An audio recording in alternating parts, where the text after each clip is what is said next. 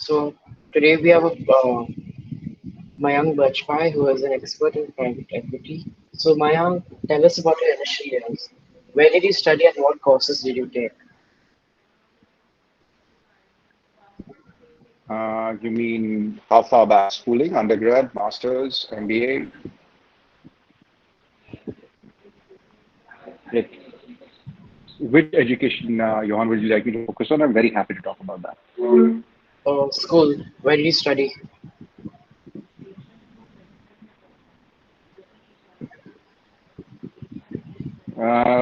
Through a variety of very different schools. Grew up across different cities, so changed schools Okay. every 3, 4 years. That time there was not international curriculum, so it was only ICSE and CBSE in India. So I pursued the ICSE board um, Okay. till So 12th. Yeah, yeah. so And what then what it motivated was you? mostly undergrad. Uh, what motivated me to do what? So what motivated you to choose private equity?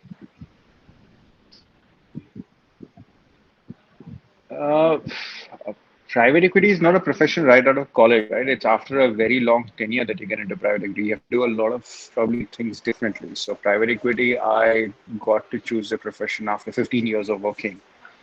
So I did a lot of things before um, across different sectors, and then came the opportunity. I mean, it's a cross between investing and actually working closely with a company to build a company.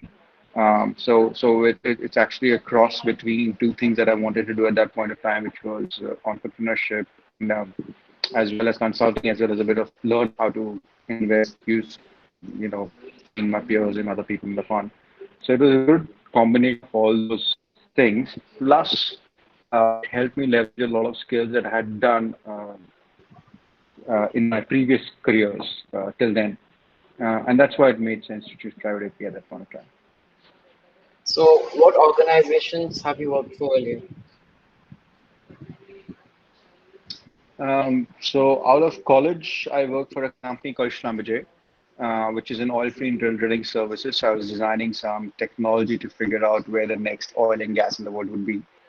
I did that for about 4.5 years. I did my MBA after that. Then I joined a management consulting company called Booz and Company that was into strategy and advising, and management consulting basically, and worked across a lot of large clients, advising them on big problems, problems, and other expansion problems, mainly in the telecom and consumer sector. Um, Worked there for about 7.5 years. Then I joined a company called Flipkart. I worked there for about 2 or 2 years, and then I joined TPG, which is a private fund. Okay. So how do you use technology and how do you think technology will impact your line of business?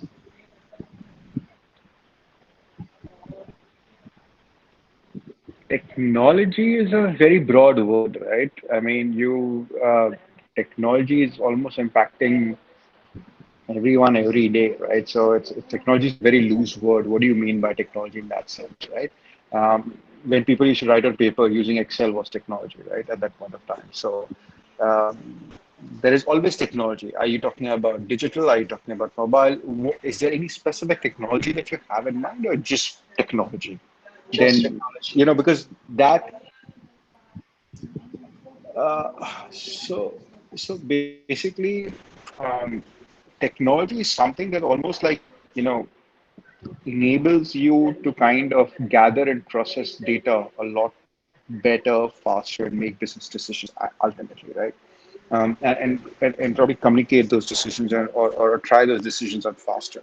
So in that sense, like, for example, uh, whether it be mobile technology, right? I mean, it helps a lot of business communicate and do things faster, whether it's data encryption, big data. You can collect a lot more data samples as to what is working well, what's not working well. Uh, uh, 20 years back, it took a lot of time for people to understand, for example, in pharma company, if they did if they launched a drug, what is working, what's not working well. Today, they can do the analysis faster. So across different businesses and different sectors, right? Uh, the ability to gather data, do analytics, and try and automate things so that they can work better, right? For example, technology leads to automation, artificial intelligence, right? If you make cars right now, and if you're making any manufacturing anything, then every person who has to build every piece again and again, no one piece was the same as the other because the human would come in. But with technology and the production gets automated and things get a lot more streamlined. So we invest in many business, right? And across each business in every sector, technology plays a very strong role in either improving the product, the consistency, or developing business intelligence on how to take decisions faster and better, or reduce cost. Actually, you can you can have a great product and still continue to build it, but the technology can help you probably build it much faster because you're using a lot more machines, a lot more automations than people can. Yeah. So, what skills should someone have to succeed in your field? Um, so private equity probably is one profession doesn't hire from college, so you need a lot of work experience before you get into the profession. I think a lot of financial knowledge, like how to read the business of a company, and see the financial health of the company is one skill. I think which comes over time. The second, which is even more over time, is just understanding trends of a sector, right? What has worked well in a particular sector in a company, and what will work in next 5 years? Because as you would know, that things change very fast. Like your question on technology, right? I mean, the way think of it, right? When the kind of cell phones you had about 15 years back, when you had your first cell phone or something like that, to the kind of cell phones 10 years back, to the kind of cell phones 5 years down the line. Just taking one product, right?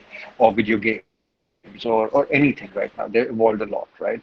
Probably the headphones that you're wearing in your head, right? They have a great amount of technology right now, which was not available 10 years back, right? Like wireless, Bluetooth, noise cancellation, whatnot, right?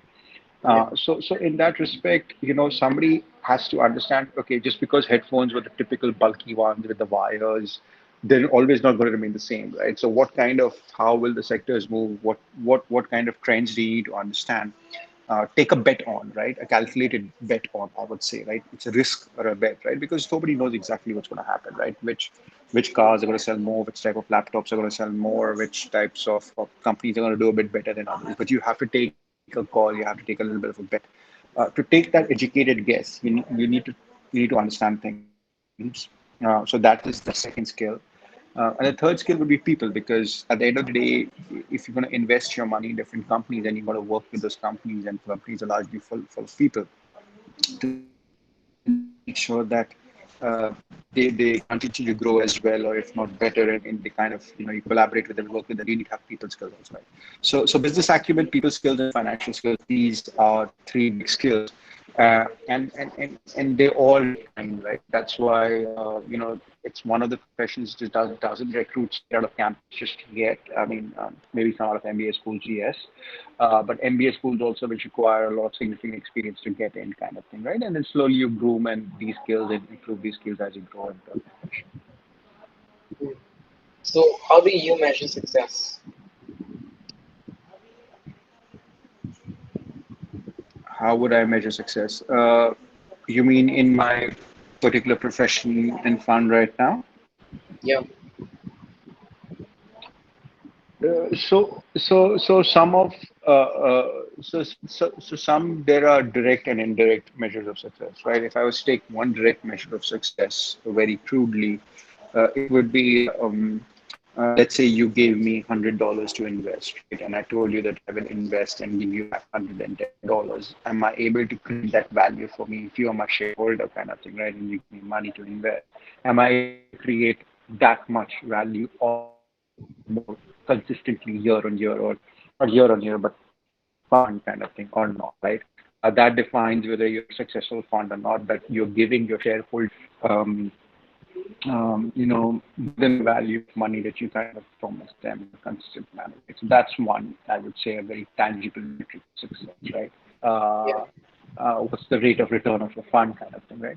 I think the second also would be probably, which is a bit, it's like, the quality of the companies and the way you go about investing and the impact in the world, right? Like For example, if we invested in 10 companies using your money, and we grew them 10x, and there was that much impact in the society, in the environment, that much number of people got employment and all that stuff. So that's the indirect, which you also can track and measure and everything, right? Like, for example, if you gave me 100 rupees and I invested in three companies, and those companies revenue grew 10x, they hired 1,000 more people, they had a lot more impact, they produced that many goods that were sold and kind of improved the livelihood of a lot of people. All that is the second level of impact that you have in investing and enabling these kind of companies, right?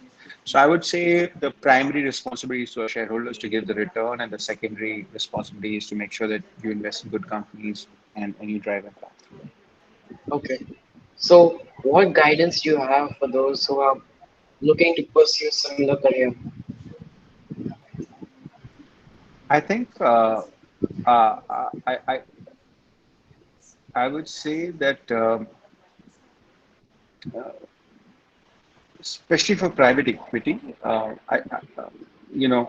think actually my advice would not just be for private equity, right? I mean, honestly, I don't know what advice to give if somebody wants to pursue private equity. Honestly, I think what would be more interesting is to really figure out,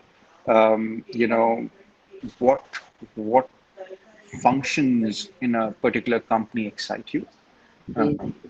If somebody likes marketing, right? I mean, they would rather be better off working at a company than private equity because it doesn't give you much of a scope, right? If somebody likes collaboration advisory role, that maybe private equity from an investing and collaboration point of view bring a lot more things.